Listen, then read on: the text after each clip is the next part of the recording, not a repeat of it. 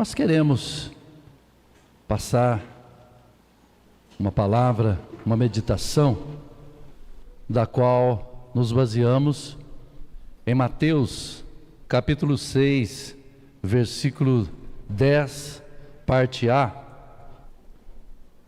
Obrigado. Mateus, capítulo 6, versículo 10, parte A. Venha o teu reino, venha o teu reino. Poucas palavras inseridas aqui na oração dominical, na oração da qual foi uma resposta para os discípulos do Senhor Jesus. Eles chegam em Jesus e falam: Senhor, ensina-nos a orar. É interessante que Jesus dá um projeto de oração, uma planilha, uma orientação, não que deveria, nesta linha de pensamento, de palavras, que deveriam ser repetitivas, mas praticamente uma orientação. E a priori, então, ele fala: Pai nosso que estás nos céus, endereçamento, um destinatário. Fala sobre santificado seja o nome do Pai. Entra num processo de adoração a Deus. E em seguida fala: venha o teu reino. Nós sabemos pela história secular, vários reinos já se passaram aqui neste mundo. Nós sabemos da história de Babilônia, Medo-Persas, da Grécia, do Império Romano. Tudo isso está registrado na história secular, como também na palavra de Deus. Quando estudamos, lemos o livro de Daniel. Daniel revela a Nabucodonosor, rei de Babilônia, da qual ele sonhou com uma estátua. E nessa estátua estava justamente composta esses reinos. Porém, na Bíblia nos revela que o rei teve neste sonho uma pedra que bateu no pé da estátua e a destruiu totalmente. E esta pedra, ela cresceu, um reino que ia permanecer para todo sempre. Reinos passaram, reinos existem nos dias de hoje, de uma forma, de uma nomenclatura diferenciada dos antigos, mas permanecem reinos no dia de hoje. Por esses reinos, quando foram no passado, que estão no presente, são transitórios, não permanece para sempre. Nós sabemos da questão da Alemanha, oriental, ocidental. Nós sabemos da União Soviética, que se dividiu. E praticamente nós estamos vivendo num contexto de uma guerra, Ucrânia e Rússia, no sentido de unificar novamente, usando a força, usando o poder, o recurso humano. Vidas estão sendo ceifadas de ambos os lados, de uma forma de conquistar o reino. O reino conquistado, eu repito, a força, a busca do sucesso, da fama. Mas é interessante que nesta oração, Jesus disse: venha o teu reino. O reino da qual Jesus veio instituir aqui neste mundo é um reino diferenciado, que não conquista pela força, conquista pelo amor, que não conquista pela maldade, mas pela gratidão a Deus. É um reino totalmente diferente.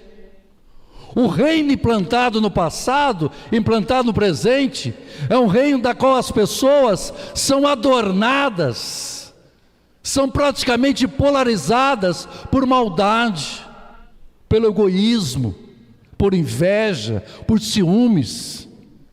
Mas o reino da qual Jesus cita aqui é o reino que libera perdão, é o reino diferenciado. Aleluia. E esse reino, ele permanece para sempre. Esse reino tentou ser destruído já no primeiro século, quando a igreja de Cristo, da qual o reino está inserido nela, tentou ser destruído, mas não foi, não é, jamais haverá, porque o reino de Deus, ele permanece para sempre. É interessante que reino precisa do rei, seus súditos, território e leis. Isso compõe um reinado. O reino de Deus é totalmente diferenciado. Primeiro, sim, ele tem um rei, mas ele é chamado de Rei dos Reis. Aleluia. E esse rei, ele não está direcionado simplesmente a um território, a um espaço geográfico, mas ele está direcionado no coração do ser humano, no interior do homem, da qual ele crê na sua palavra. Esse reinado também tem leis, ele tem a sua palavra que orienta o homem, o caminho em que deve seguir a cada dia. Então esse reino permanece para sempre. Um certo teólogo, comentador bíblico, estava conversando com determinadas pessoas, e as pessoas disseram: este reino não existe, esse Deus não existe, esse livro é um livro comum e qualquer. Colocou a posição dele, a posição da qual ele assim admite. A outra pessoa se posicionou seguindo da seguinte forma: tudo bem, então este livro é um livro comum, Deus não existe um Criador, não existe um Deus supremo, da qual um dia todo homem vai prestar conta, nada existe. Tudo bem, então se não existe nada disso, se de fato não existe, eu que creio na existência de tudo isso que você falou, se eu morrer, o que eu vou perder? Ele falou: nada, tudo que você cria não existia mesmo, nada, ponto. A pergunta é: e se tudo aquilo que eu disse, que este livro é a palavra de Deus, a existência do único Deus Todo-Poderoso, a vida de Jesus Cristo aqui na terra de uma forma incomparável, e se tudo isso for verdade, o que você vai perder se você morrer? Você vai perder tudo. A questão é a consciência do homem, o que ele crê, o que ele não crê, o que ele espera, o que ele não aguarda. Existe um Deus, Criador de todas as coisas, aleluia, e um dia o homem vai ter que conhecê-lo e reconhecê-lo, a sua grandeza, quer queira, quer não queira.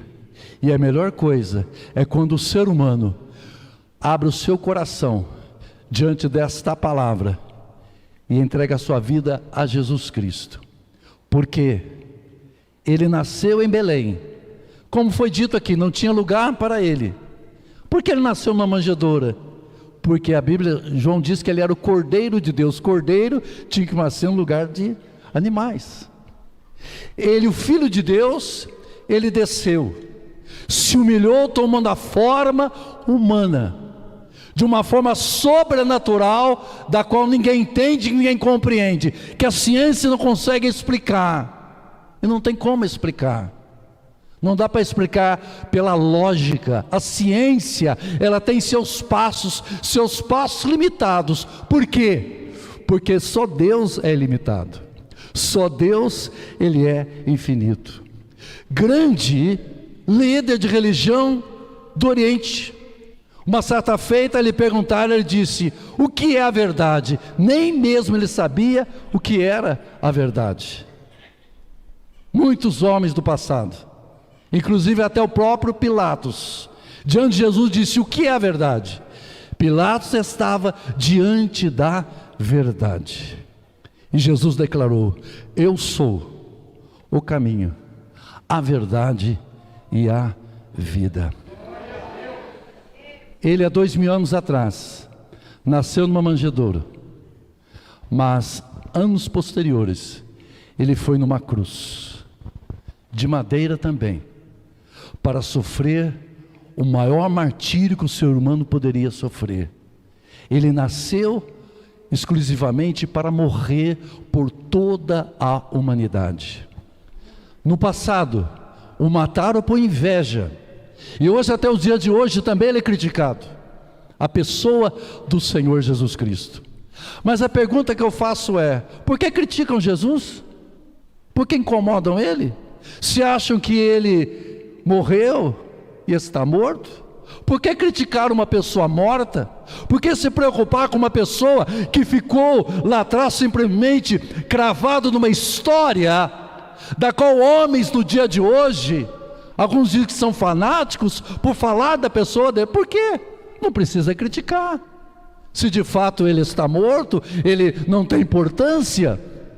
Mas é que a pessoa de Jesus, ele incomoda o ser humano, porque ele foi, é e sempre será o Filho de Deus, o Filho do homem, o homem perfeito, da qual nenhum ser humano consegue chegar aos seus pés.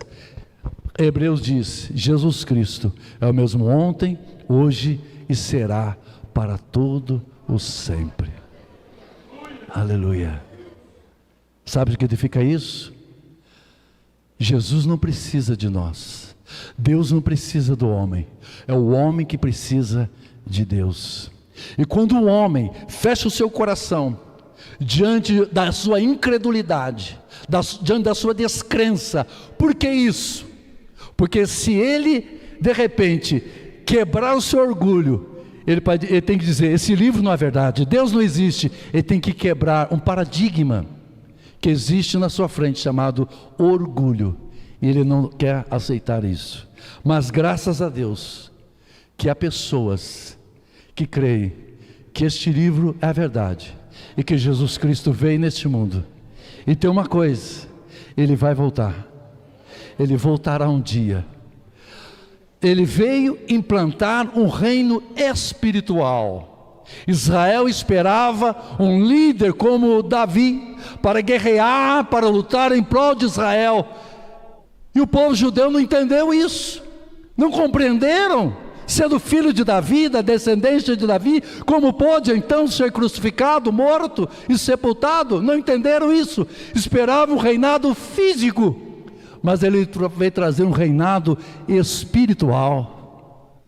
Israel queria sair debaixo do jugo do Império Romano, mas o pior jugo na vida do ser humano não é o físico, é o espiritual, é o mal, é o pecado que assola a humanidade, a maior escravidão na vida do ser humano. Porque a morte chega um dia para cada um de nós, mas o pior que a morte física é a morte espiritual, é a morte eterna. Ele veio implantar o reino espiritual, mas ele voltará um dia para implantar o reino físico, o reino aqui na terra. E bem-aventurado aquele que o espera, aquele que o aguarda, até que ele volte. Bendito seja o nome do Senhor Jesus. Amém. Deus abençoe.